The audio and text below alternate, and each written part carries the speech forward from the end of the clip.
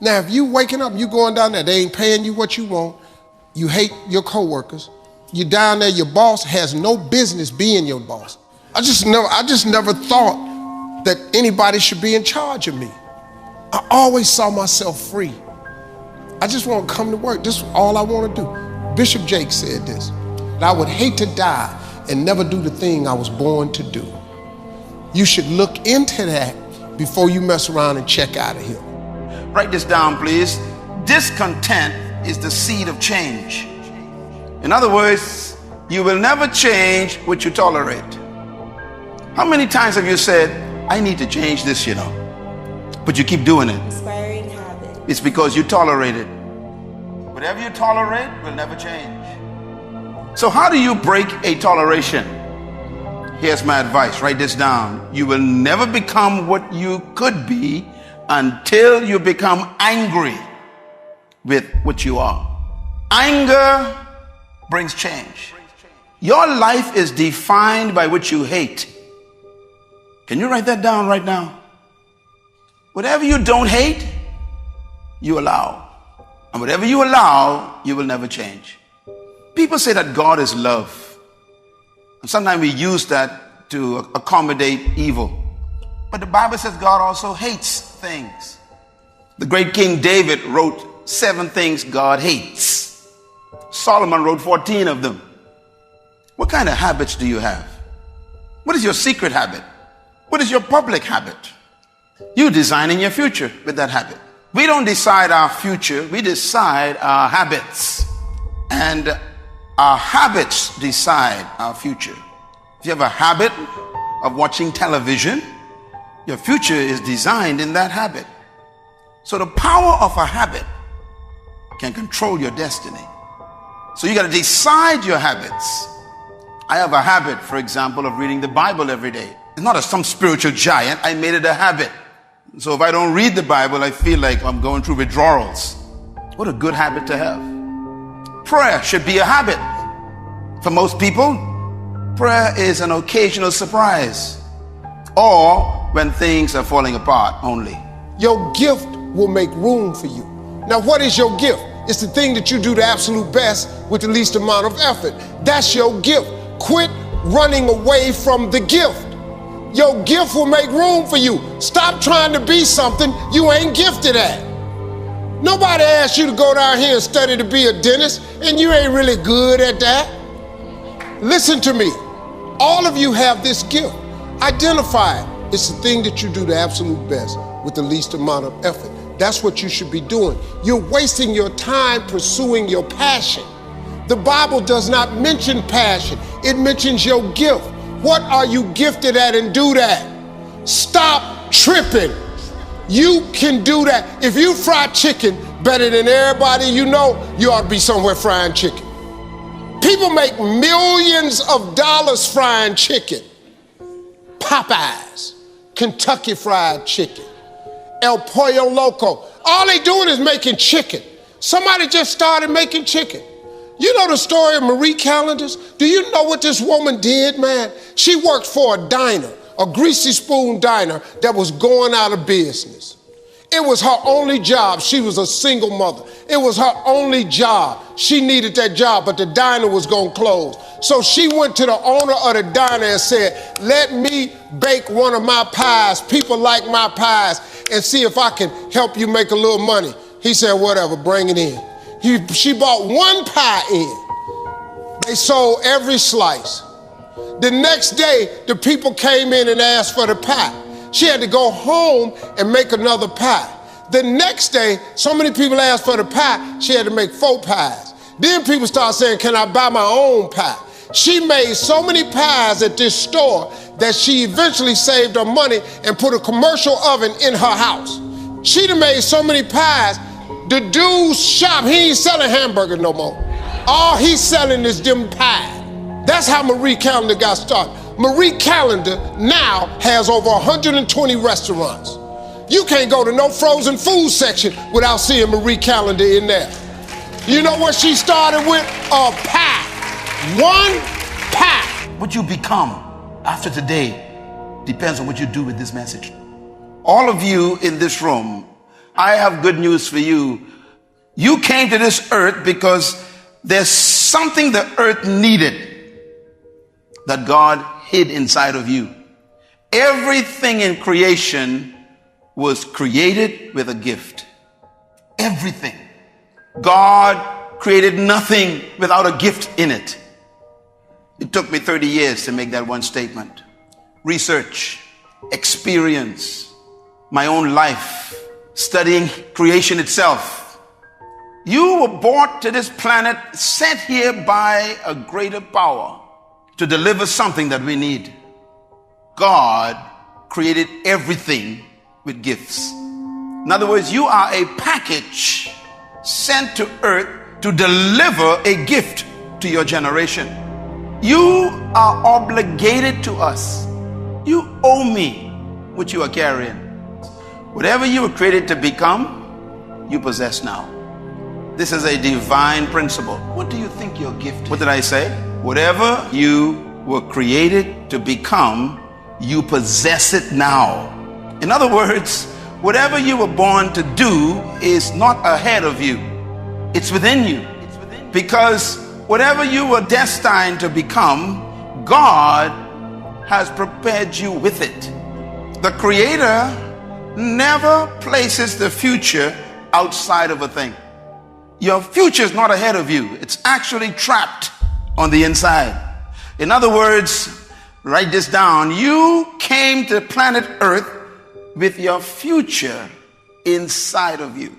I say it this way: God hid your future in a place where He knew you couldn't miss it. A gift is the inherent capacity to fulfill a function that meets a need in creation. Every word is important here. Inherent means no one can give this to you. You came with this. No prophecy can give you a gift. A prophecy may stir it up. This session is probably one of the most important sessions in your life because you are still stuck looking for a job. You know what's good about gifts? You don't have to look for them. The dude that cut my hair, I met him in 1986. He cut my hair for $10. I remembered him. When I got on TV, I had hired him. He came out there, he started making $300 a haircut. I paid him $10. He had been with me so many years that he was making $1,500 per haircut. I was getting my hair cut 4 times a week for television and touring.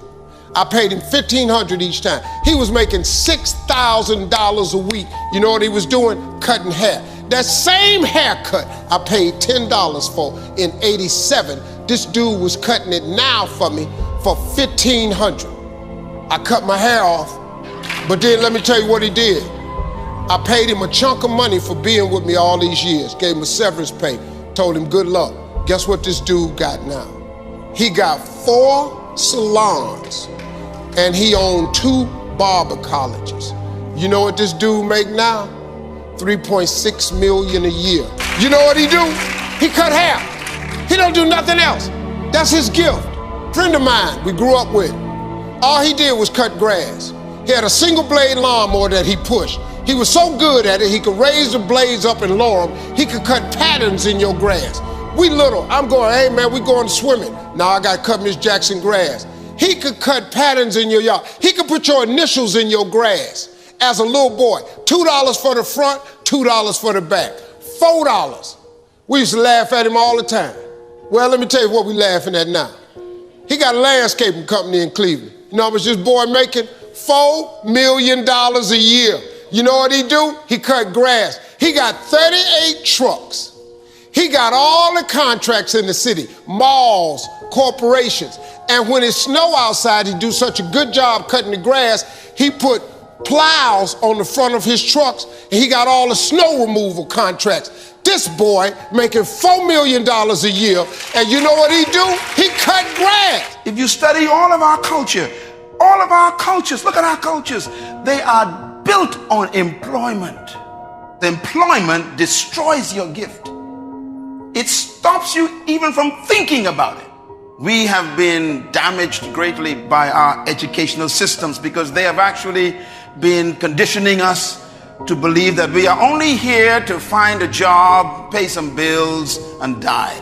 Matter of fact, everything your parents tell you has to do with a job. Most of us, based on our culture, have been taught to go and find your future. And so we are conditioned just to get an education, to get a job, and then work in a place we hate for 45 years. And then they give us a clock to go home with, to sit in a rocking chair to watch the rest of our time fade away. This is what they call retirement.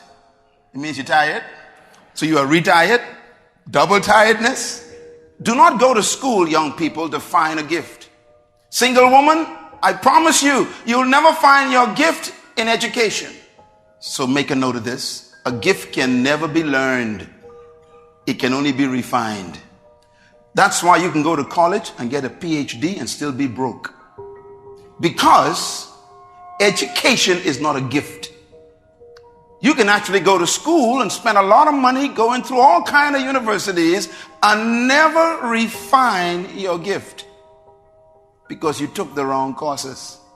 Most people, God forbid, in this room went to college and studied the wrong thing because your decision to choose a certain area of study was motivated more by economic potential than personal fulfillment. Your career is not your gift. So now you are depressed because you are not fulfilling your gift. Well educated and still trying to pay a phone. Even your career may not be your gift, is what I'm saying. And God may send this message to you right now to tell you it's time to change your career into your call. I was speaking at a school once. I was talking to the students. The principal was mortified with my message because I was telling the truth. I was telling the kids, your education is important, but your education is not the most important thing in your life. I'm sorry, it's not. Your dream is the most important thing in this world. It tops your education. Your dreams dwarf your education. I said, and the principal came up on the stage while I was speaking, don't ever say that to my school again. Well, I'm just telling you, dog. You could save your kids a lot of pain if you ever talk to them about their dreams. You got to talk to young people about their dreams. See, it's not your education. The Bible don't even mention education. It ain't even in there. The Bible says a man without a dream or vision shall perish. If you talk to kids about their dreams, your dreams can spur you to get the education. But if you never find out what a child is dreaming about, you can't hold their attention. It's the dream, man. If you got a kid that want to be an airplane pilot, you can quit talking to him about education. Talk to him about being a pilot, how great it is, where he'll be able to fly. Then he'll do math, he'll do engineering, he'll go to science, because he wants to be a pilot. It's the dream that's the biggest thing. People killing me, man, with this education. I ain't knocking education, but you can make it without education. I ain't got one. You know how many people got degrees ain't working? Ain't working nowhere. Now, if you want to be a doctor, lawyer, dentist, stuff like that, you got to go get education. We're not talking about that. But you keep going to get all these pieces of paper hang on your wall. You got one degree, you ain't make it with that. Your life will never be a straight path. I began at Fordham University as a pre-med student. I took a course called cardiac morphogenesis. I couldn't read it, I couldn't say it, I sure couldn't pass it. So then I decided to go into pre-law, then journalism. And with no academic focus, my grades took off in their own direction. I was a 1.8 GPA one semester, and the university very politely suggested that it might be better to take some time off. I was 20 years old, I was at my lowest point. And then one day, March 27th, 1975, I was helping my mother in her beauty shop. There was this older woman who was considered one of the elders in the town, and I didn't know her personally, but I was looking in the mirror, and every time I looked at the mirror, I could see her. She was staring at me. She said something I'll never forget. She said, "Young boy, I have a prophecy, a spiritual prophecy." She said, "You are going to travel the world and speak to millions of people." Now, mind you, I'm 20 years old, I'm flunked out of school. So when I got back to Fordham that fall, I got in, I changed my major once again for the last time. And in the years that followed, just as that woman prophesied, I have traveled the world and I have spoken to millions of people through my movies. I found that nothing in life is worthwhile unless you take risks. Nothing. 2 Corinthians chapter 4, verse 7, read. But we have this treasure. Where is it hidden? In jars of clay, earthen vessels, your body. To do what? To show forth that this all-surpassing power is from God and not from us. Lord, have mercy. Because I put that stuff inside of you. What are you supposed to do with it? Show it forth. Manifest yourself. And what happens afterwards? It says, and we are hard pressed on every side, but not crushed. We are perplexed sometimes, but not in despair. In other words, no matter what you go through, the gift is still there. In despair, I lost my house. God said, but you still got the gift. The bank took back the car. I still got the gift. My girlfriend left me, but I still got the gift. Write this point down, please. The gift is the source of value to the created thing. Let me say it again. Your gift is the source of your value. Your value comes from your gift. So if you never find your gift, you will never be valuable to us. And your value determines how much you make in life.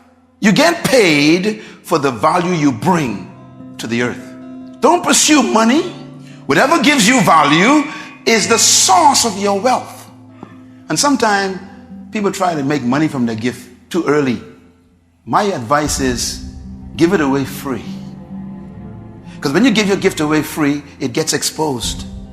Even a drug dealer knows about this. They give you the first one free.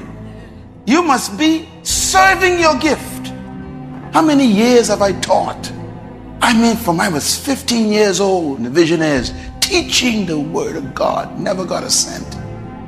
And someone gives me $10,000 a day for speaking, you get jealous of me. I gave it away free for 15 years. You're trying to get paid, you even ain't there for 15 hours.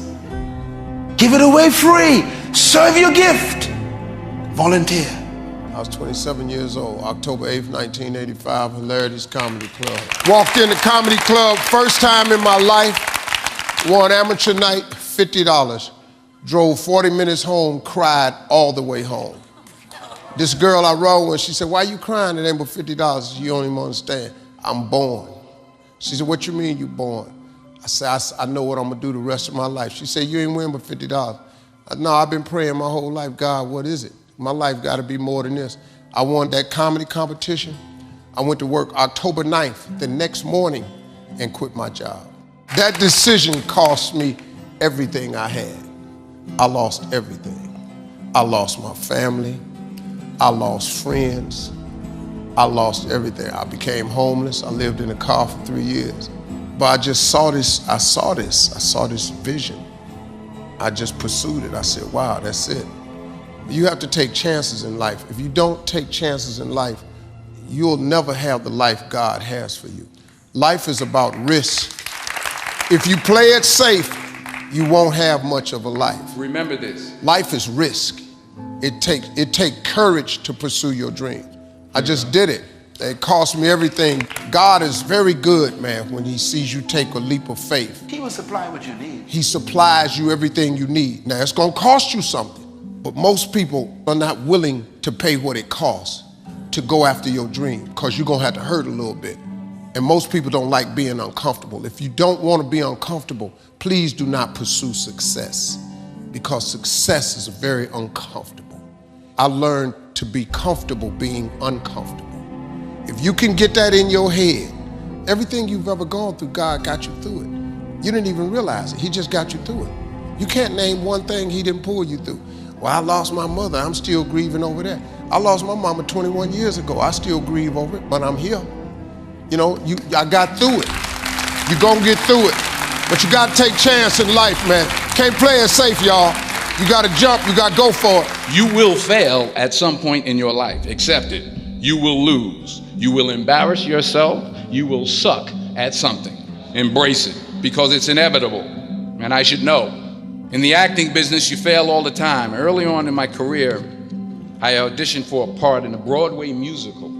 Perfect role for me, I thought, except for the fact that I can't sing. I didn't get the job. But here's the thing. I didn't quit.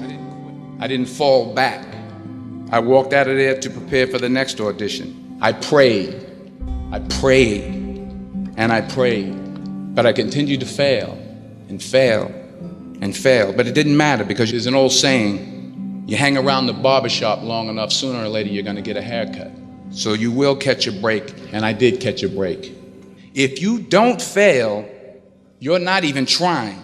To get something you never had, you have to do something you never did. Imagine you're on your deathbed, and standing around your deathbed are the ghosts representing your unfulfilled potential, the ghost of the ideas you never acted on, the ghost of the talents you didn't use. And they're standing around your bed, angry, disappointed, and upset. They say, we came to you could have brought us to life, and now we have to go to the grave together. So you got to get out there, you got to give it everything you got, whether it's your time, your talent, your prayers, or your treasures. The question is, what are you going to do with what you have? I'm not talking about how much you have. Whatever your gift is, what are you going to do with what you have? Last one, secure the next generation. Have you noticed that every fruit gets seed in it? Every fruit gets seed in it because the fruit must maintain the future. That's my whole life. My whole life is to help people better than me. That's why I teach you so much. I want you to be great people. 10 keys to success. How to release your purpose. Number 1, you must first understand your destiny. Number 2, you must have a vision of your gift. See the finished product. Number 3, believe you have the ability to fulfill it. Number 4, you must live by the laws that protect that gift. We call them principles. Number 5, you must have a plan laid out to go toward your gift. Inspiring habits. Number 6, you must have the right people around you, because there's some gift killers. Gift killers. There's some folks who are suffocators. Because they fail, they want you to fail. They ain't going nowhere, and they want to take you with them. You got to be careful with the people you have in your life. And number 8, persistence. You got to handle the pressure to go after your gift, because you live in a culture that doesn't want you to manifest your gift. The beautiful thing is, when you manifest it, then all of a sudden they become your friend, because they want to eat your gift. Number 9, you must persevere to bring forth your gift, because you will always have resistance and opposition, discouragement, failures, but you got to keep coming back. And number 10, you must pray over your gift every day. Pray to the one who gave it to you to give you wisdom to manifest it. I pray every day about my gift. You pray for your purpose. You don't pray for food. You don't pray for clothing. You want to pray for your role in God's kingdom, your delivery system, what you're supposed to bring to this thing. That's what you pray for. Oh God, show me how to do it. Revive it, refine it, define it for me. Keep it fresh, Lord. Let me see this purpose. That's what I pray for. The best things in life is on the other side of fear. It's on the other side of fear. But fear freezes people, man. The fear of failure freezes people. Suppose I don't do it. If you don't do it, you might not make it. That's a for sure. So that's just my opinion. That's probably not what most people share, but your dream, man, it's what you dream about. You got to dream about something so big that it dwarfs all your fears. The way you overcome fear is with your dream. You got to make your dream so big that nothing matters except that dream. You're willing to do everything that's necessary. Nelson Mandela said, there is no passion to be found playing small and settling for a life that's less than the one you're capable of living. Because taking risk is not just about going for a job. It's also about knowing what you know and what you don't know. It's about being open to people and to ideas. To not only take risks, but to be open to life, to accept new views, and to be open to new opinions, even though you're scared still. While it may be frightening, it will also be rewarding, because the chances you take, the people you meet, the people you love, the faith that you have, that's what's going to define you. Know your purpose, believe your assignment, document your vision, put it on paper. You were sent to earth to release your hidden potential. Hold a mango seed in your hand and see a mango. That's what vision is. You see the end result. Do that with your life. Submit to the right environment. Even though you see the mango in the seed, you got to plant that seed in the ground and give it water and give it nutrients. Your greatness could be destroyed by a wrong environment. The books you read, the people you are with, the places you go, the church you attend, all relate to what you become.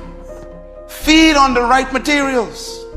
When you put that fertilizer on that seed gets happy. What are you fertilizing your life with? You spend 5 hours watching LMN. I mean, what are you feeding your vision? What are you feeding your gift? You go out with this in different clubs and all this stuff. God is saying, what are you doing? What are you feeding your gift? Give your gift time to develop. You'll never get mangoes from a mango seed in a day. Go through the process. Persist under pressure. When you plant that seed in the ground, all the pressure, the earth is on top of that. But the pressure is important for the seed. The pressure of your life tests the reality of your gift. Whatever stops you is how strong you are. Never be discouraged. Never hold back. Give everything you got. And when you fall throughout life, remember this: fall forward.